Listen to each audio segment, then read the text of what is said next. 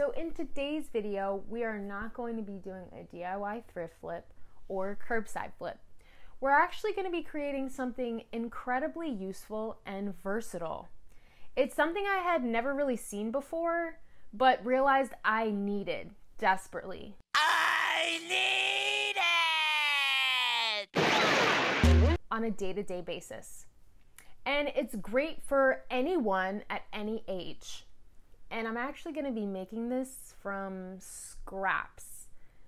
Yeah, scraps. Scraps of fabric, that is. So if you're intrigued and interested, sit tight and watch this creation unfold.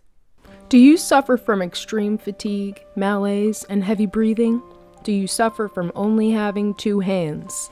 Are you constantly battling the need to take more than one trip up the stairs to bring your groceries inside? Is it affecting your time management, your self-esteem, maybe even your relationship with your loved ones, or your marriage? Introducing Boxy McStrappersons. Say adios to the days of being weak and useless.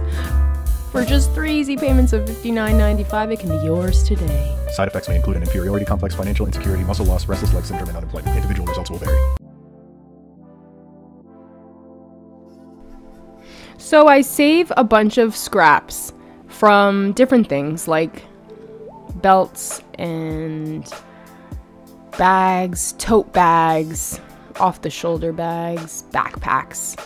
And here are some that I had left over from some other projects that I upcycled. I sew a lot, so this was a perfect project for me. And this is actually a belt that used to belong to a raincoat. And then that brown strap was part of a bag from Old Navy. And here are some handles from an old tote bag that I actually took apart to make a holder for my car. And these Velcro straps actually came from an ottoman that I had. And I removed the lining from the ottoman, and what was holding it was these Velcro straps. So I'm just taking apart, ripping up this seam, because this belt loop is not needed in this project. So I'm going to remove that and save that for maybe something else that I might create in the future.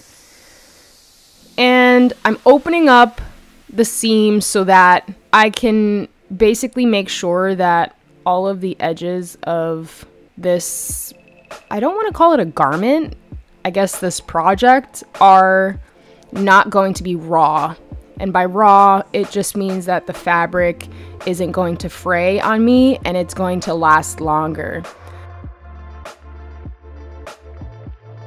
So I'm attaching these old handles to the strap of that old Old Navy bag. And this part is going to be part of the actual handle for my bag holder. And I want it to be secure, so I'm just going back and forth, creating some seams and just not making it perfect, just making sure that when I pull and tug on it, they're not going to rip apart. Because I want this holder to be able to carry, you know, larger things. So I ran out of my bobbin thread and I'm just threading that through and then reinserting it and rethreading my machine. You'll see here I go back and forth and just make sure that it's nice and locked in. I'm using a back stitch, and this is just the most secure stitch as far as my machine goes. I don't have a serger, so that's what I'm working with.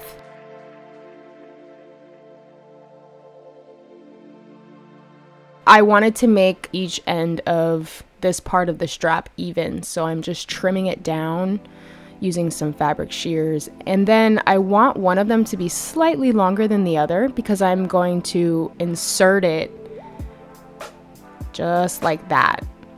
I'm inserting the smaller end into the larger end, and then I fold the fabric back so that I can do, not sure if this is called a top stitch, but we're gonna call it that in this video. I go back and forth to make sure it's nice and tight and locked in. So the red strap, which was from the old belt, was a bit too long when I compared it to the other strap that I was just working on.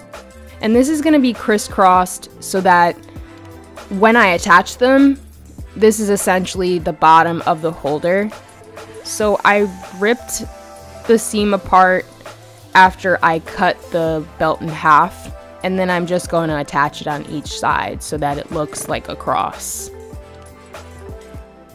And the best way to attach these two straps is with a square formation or some kind of square with an X inside formation, because it's just the most secure way to apply it. If I were to just do a seam on each side, I wouldn't feel comfortable that it's going to last.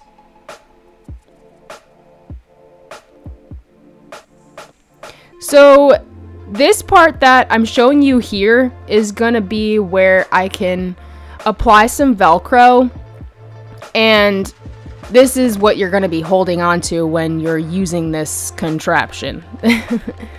So I angled it because when you gather these straps and bring them up towards the top, they create almost like a cage to hold a box, and it just looks better. I don't know how else to describe it, but when you have a box inside, it just looks better when it's angled like this. So I applied the Velcro with just some simple square formations like I had with the other part. And then, because this fabric is mostly plastic, I'm securing the frayed ends using a lighter. And this is a trick that a lot of people who sew do with fabrics like this.